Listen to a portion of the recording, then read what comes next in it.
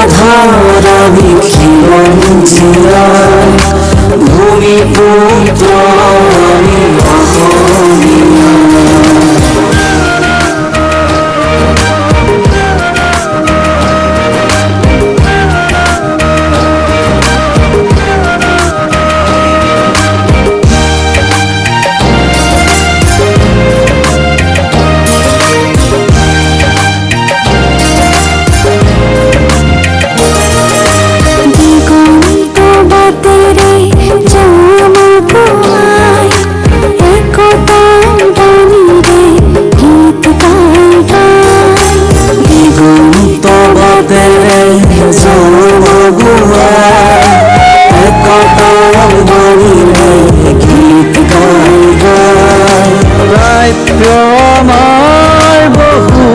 আছে বাকি ন্যায্যতা লাগিব আমার দাবি। আমার বহু আছে বাকি ন্যায্যতা লাগিব আমার দাবি। নতুন রঙের আঁকি প্রগতির বিঘ্রাণী আগুয়াই যাও নবহেমানি। নতুন রঙের আঁকি প্রগতির বিঘ্রাণী আগুয়াই যাও নবহেমানি। সূত্রধর আমি খিলঞ্জিয়ায় ভূমিপুত্র আমি অহমিয়া।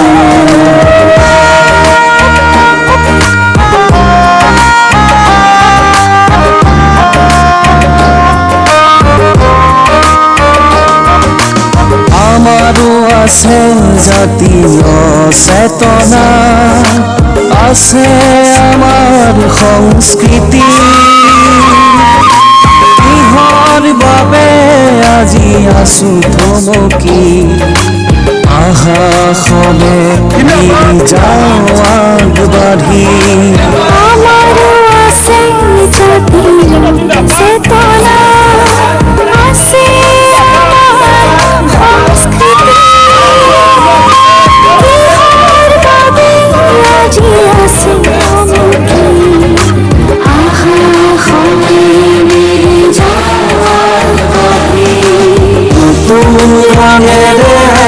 প্রগতির বিঘ্রাণী আগুয়াই যাও নবহেমানি। নতুন রঙের আঁকি প্রগতির বিঘ্রাণী আগুয়াই যাও নবহেমানি। সূত্রধর আমি খিলঞ্জিয়ায় ভূমিপুত্র আমি অহমিয়া।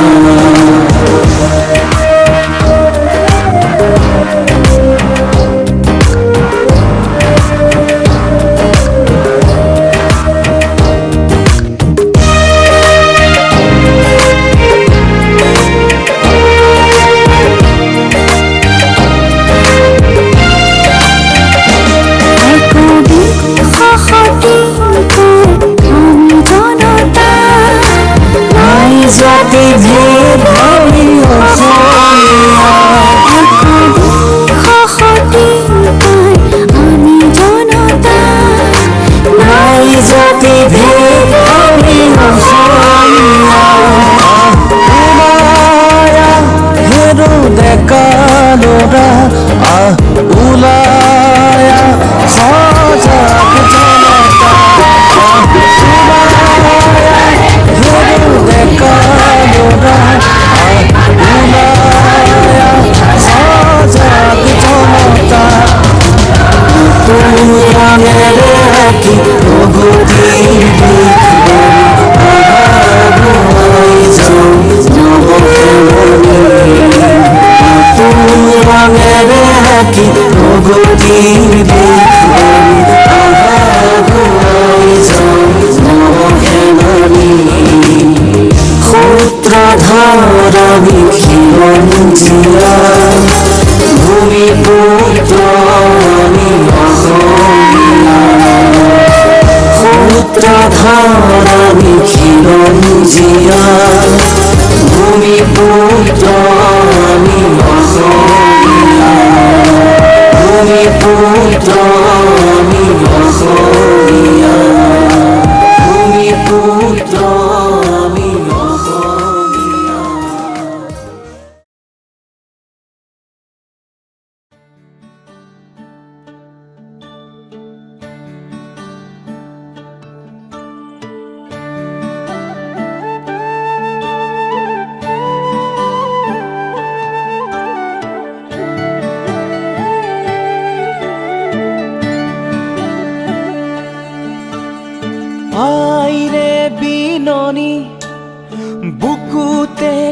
খুন্দিয়াই স্বাধীন দেশৰ হৈ পৰাধীন সেউজ পথাৰ খনি আজি মৰুভূমি ৰসাল মাটি আজি সুবাসীন জাতি নেৰু ভেটি নেৰু জীৱন দিম লুইত পাৰৰ ডেকা আমি অস্ত্ৰ ধৰিম লাচিতৰে তেজ আজিও আছে শিৰে শিৰে বৈ বুকু খনি মাথো চুপিছে আইৰ বাবে ঐ বুকু খনি মাথো চুপিছে আইৰ বাবে ঐ আইৰে বিননি বুকুতে খুন্দিয়াই স্বাধীন দেশৰ হৈ পৰাধীন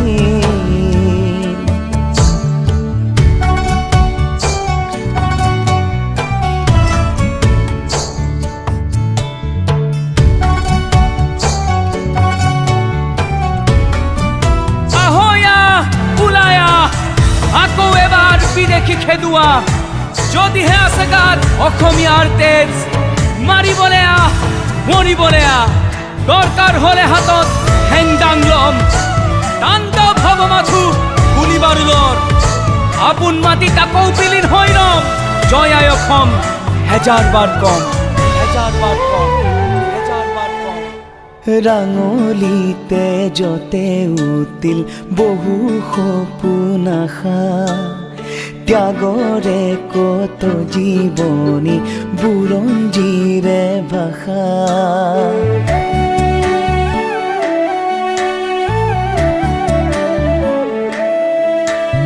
সহিব নোৱাৰা বেথা দেশক অৱহেলা জ্বলিছে অগণি বুকুত আৰু নহো যাতনা জাতি নেৰু ভেটি নেৰু জীৱন দিম লুইত পাৰৰ ডেকা আমি অস্ত্ৰ ধৰিম লাচিতৰে তেজ আজিও আছে শিৰে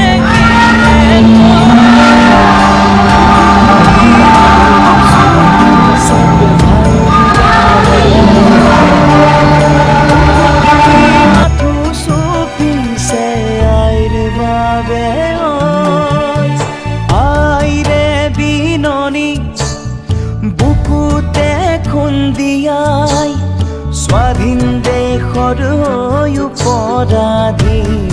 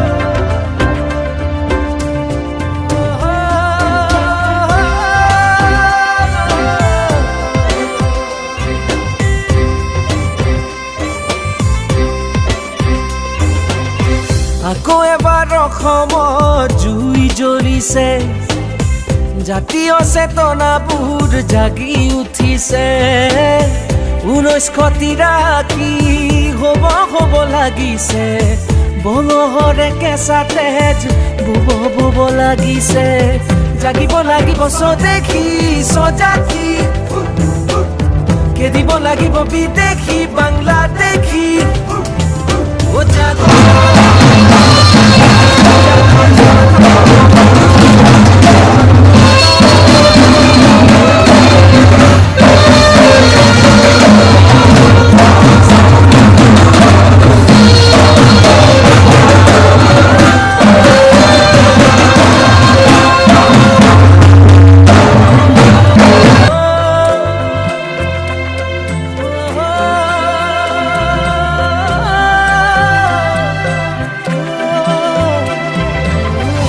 নিৰস্ত্ৰ জনতা শান্তিকামী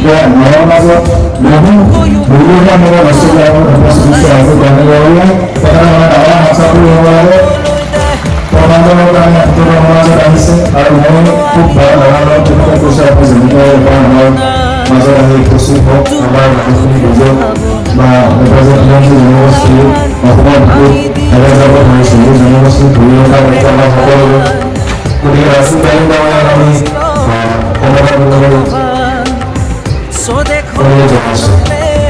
স্বজাতিৰ কাৰণে জুবিয়াই দি যামে প্ৰাণ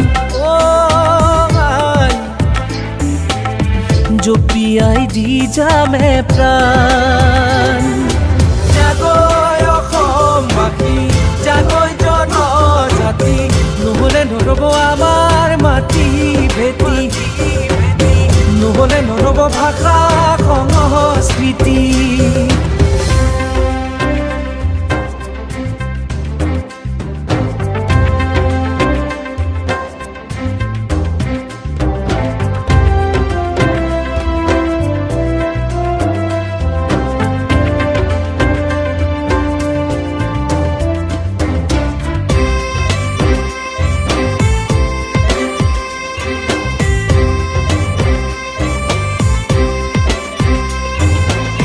জাতি আমাৰ বাহুবলী উমনি দিওঁ খেল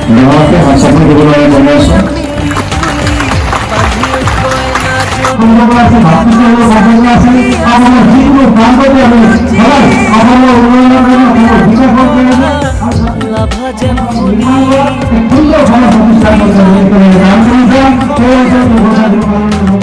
বিদেশী স্বদেশী হ'ল দেখিছনে নাই ভাই আহৈ ওলায়া বজাই দে বনকা দেখ জনি কি জানি জুইত যাব যা দেখ জনি কি জানি জুইত যাব যা জাগৈ অসমবাসী জাগৈ জনজাতি ৰাখিব লাগিব আমাৰ মাটি ভেটি ৰাখিব লাগিব ভাষা সংস্কৃতি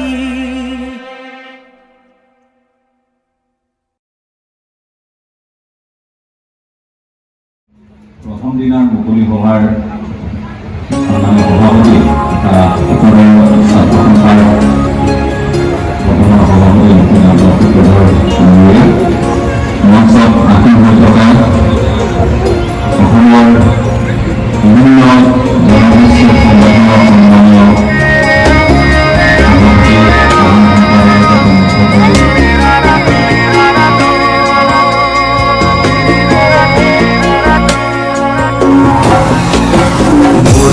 মোৰ প্ৰাণ ভাৰত মহান তেজে তেজে বিয়পিছে তোৰে জয় গান মোৰ দেশ মোৰ প্ৰাণ ভাৰত মহান তেজে তেজে বিয়পিছে তোৰে জয় গান কোনো হিন্দু কোনো খ্ৰীষ্টান কোনো হয় মুছলমান কোনো বঙালী কোনো মাৰাঠী তথাপি আমি সমান লাচিতৰ দেশৰ অসমীয়া মই আইটোক কৰিছো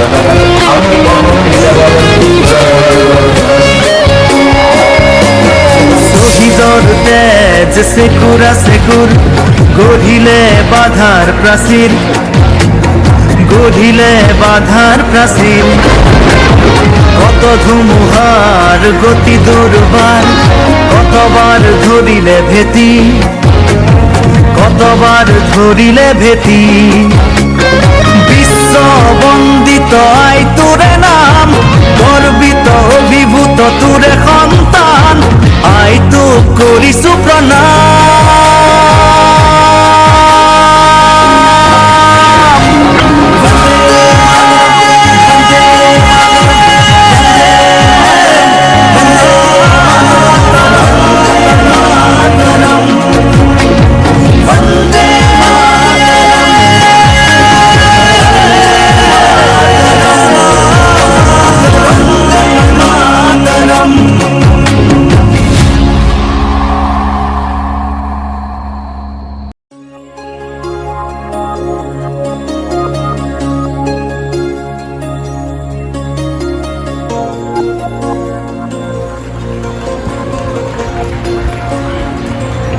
Sama मूर्ति उसी ने गाँव तो जाओगे आप सब लोग कहोगे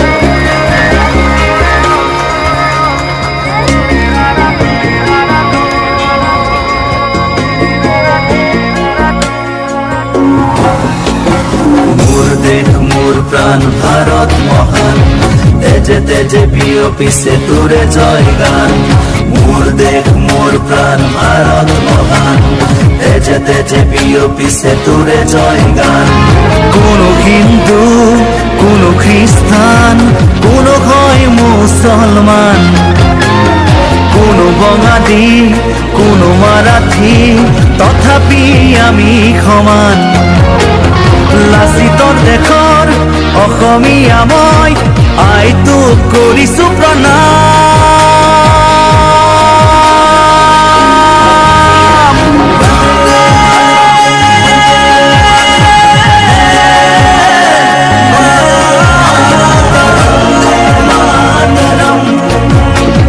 বন্দে মাতৰম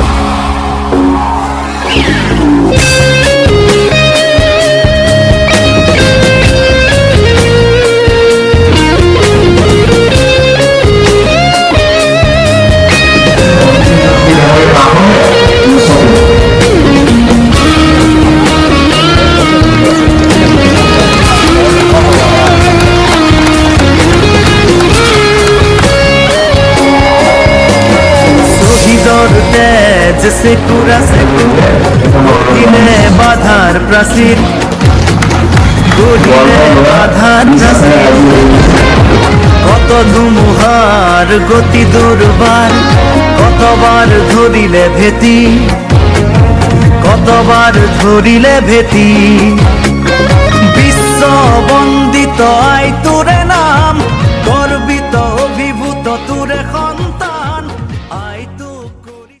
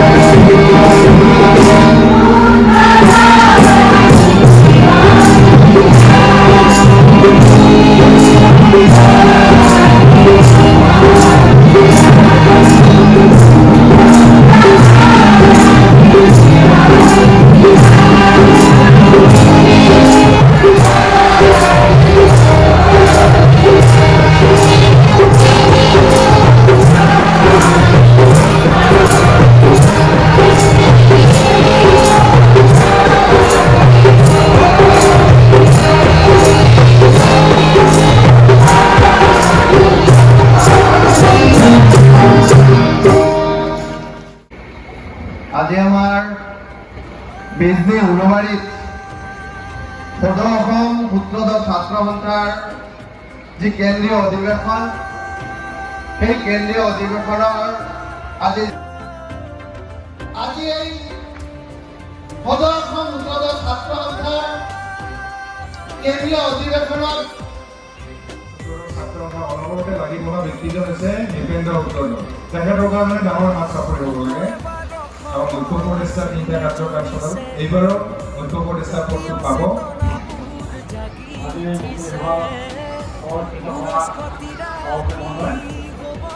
আমাৰ মাজত উপস্থিত থকা অসম চৰকাৰৰ কেন্দ্ৰীয় মন্ত্ৰী মাননীয় হাজৰিকা ডাঙৰীয়া, ৰায়ডঙৰীয়া, আমাৰ এই জাতিটোৰ ইতিহাস উলিয়াবলৈ গ'লে হয়তো পৃথিৱীৰ বুকুত দ্বিতীয়ৰ পৰা মানৱ হিচাপে সৃষ্টি হৈছে আৰু অসমত তেতিয়াৰ পৰা সূত্ৰৰ জাতিটো আছে। কিন্তু জাতিটো আজিলৈকে কোনো ধৰণৰ উন্নতি দেখিবলৈ পোৱা নাই। বৰ্তমানতকৈ অধিক আৰু জাতিটো একেবাৰে অৰ্থনৈতিকভাৱে যিকোনো শৈক্ষিক, সামাজিক, অৰ্থনৈতিক আদি সকলৰ দিশতে জাতিটো আছিল পিছ পৰি। ক্ৰমান্বয়ে সমাজৰ কিছু আগ্ৰহ আৰু আমাক একেলগে বসবাস কৰা অন্য জাতি জনগোষ্ঠীৰ লগত সকলোৱে একেলগে আগবঢ়াই লৈ যাব। আজি বিভিন্ন দেশত জাতিটো পিছ পৰি আছে।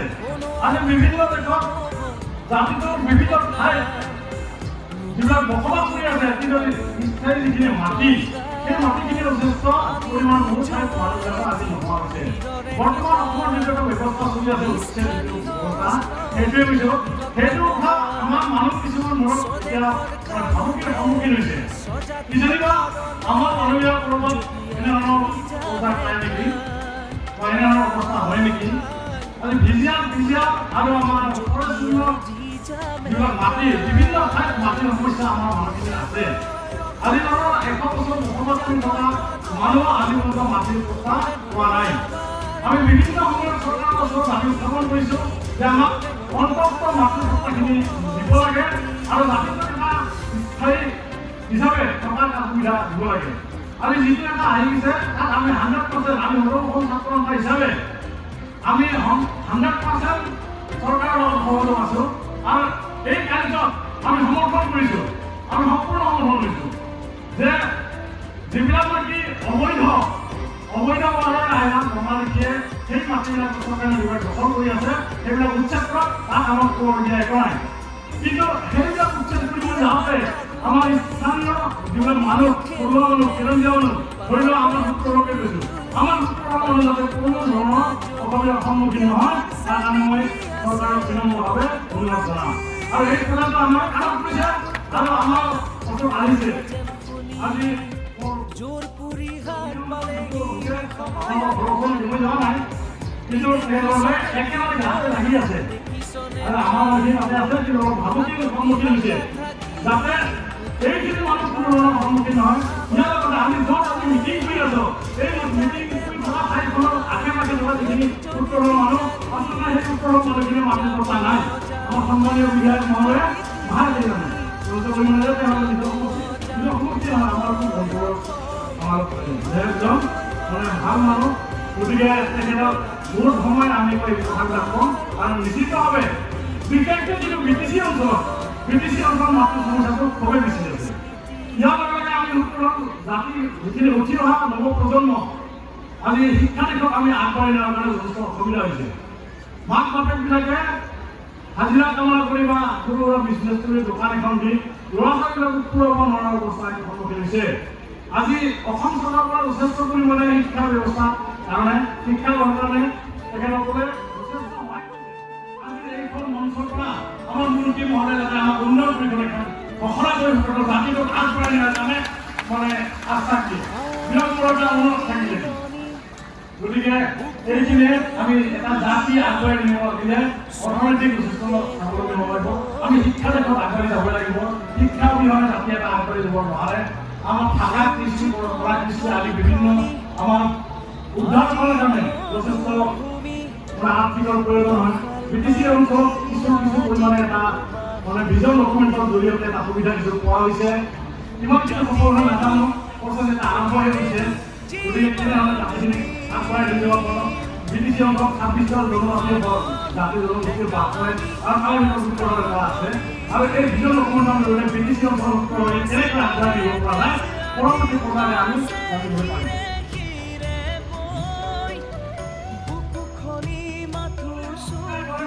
আজি যদি আমাৰ ঘোষণা কৰি দিয়ে বা অতি কম দিনৰ ভিতৰত ঘোষণা কৰি এটা বাজেট দিয়ে, বাজেটটোক আমি আগবঢ়াই নিয়াৰ সুবিধা হয়, তেনেহ'লে আমি চৰকাৰৰ লগত আমি আছোঁ। ধন্যবাদ, সকলোকে ধন্যবাদ। বিশেষ দীঘলীয়া নকৰোঁ, মন্ত্ৰীমণ্ডল দুগৰাকী আছে, এখেতে আছে, আমাৰ বক্তা বহুত আছে। খুব কম সময়ৰ ভিতৰতে কথাখিনি দাঙি ধৰি যথেষ্ট ভুল নিশ্চয় হৈছে। সৰ্ববিধাটো সম্বোধন কৰিব লগা হৈছে। গতিকে কাৰোবাৰ লিখিছে ক্ষমা কৰিব। সৰহে কওক মোৰ সকলো ভুল ত্ৰুটিৰ ক্ষমা বিচাৰি মই মোৰ বক্তব্য দাবী আছে, কিন্তু এখন আমি উলুবাৰী ৰাইজৰ এটা দাবী আছে ছাৰ। উলুবাৰী উচ্চতৰ মাধ্যমিক বিদ্যালয়ত বিজ্ঞান আৰু বাণিজ্য যিটো মানে ডিপাৰ্টমেণ্ট সেইটো উলুবাৰী হায়াৰ ছেকেণ্ডেৰী সংযুক্ত কৰিব লাগে। এইটো উলুবাৰী ৰাইজৰ ছাত্ৰ এটা দাবী জনাইছে। গোটেই উলুবাৰী আমি আৰু কিছুমান সম্বোধনা আছে, কিছুমান স্থলপত্ৰ প্ৰদান কৰিব। ৰাজ্যবোৰ দাবী সমিতি, উলুবাৰী শংকৰদেৱ সংঘ, শিলবাৰী বাগদৰ কমিটি, উলুবাৰী আঞ্চলিক ছাত্ৰ সন্থা, হিলে বিভাগলৈ অভিজ্ঞতা আজি পুনৰ আছে। ইয়াৰ বাবে আমি মন্ত্ৰী ডাঙৰীয়া ৰাজ্যৰ কাছে কাম কৰিব অনুৰোধ জনাইছোঁ।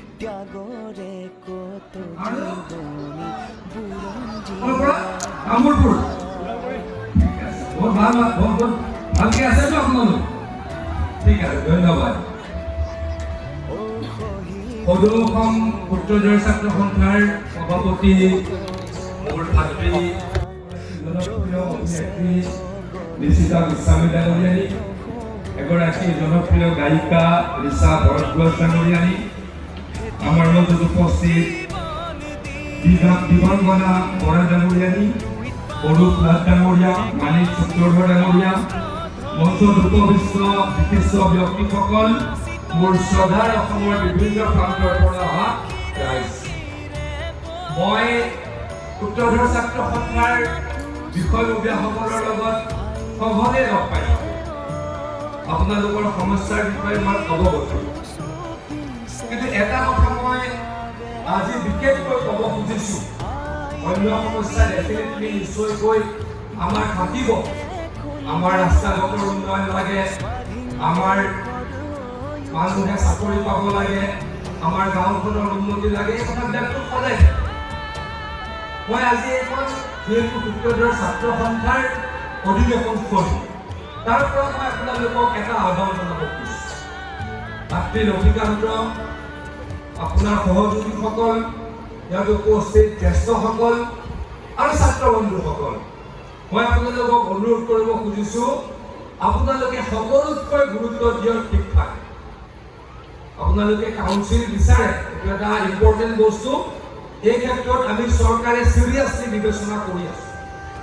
কিন্তু মই এটা কথা, যদি ছাত্ৰ সন্থাৰ এই অনুষ্ঠানৰ পৰা বেছিকৈ কওঁ যে আমাক কলেজ লাগে, ইউনিভাৰ্চিটি লাগে, আমাক অৰিয়েণ্টেশ্যন, আমাক কেম্প কৰি দিব লাগে, আমাৰ ল'ৰা ছোৱালী ACS অফিচাৰ হ'ব লাগে, APS অফিচাৰ হ'ব লাগে, মেডিকেলত চিট পাব লাগে, ইঞ্জিনিয়াৰিঙত চিট পাব লাগে, এই কথাকেইটাহে ইয়াতে বেছিকৈ আলোচনা হ'ব লাগে বুলি মই লক্ষীকান্ত মোৰ লগত খুবেই ক্ল'জ, গতিকে মই ক'ব পাৰোঁ।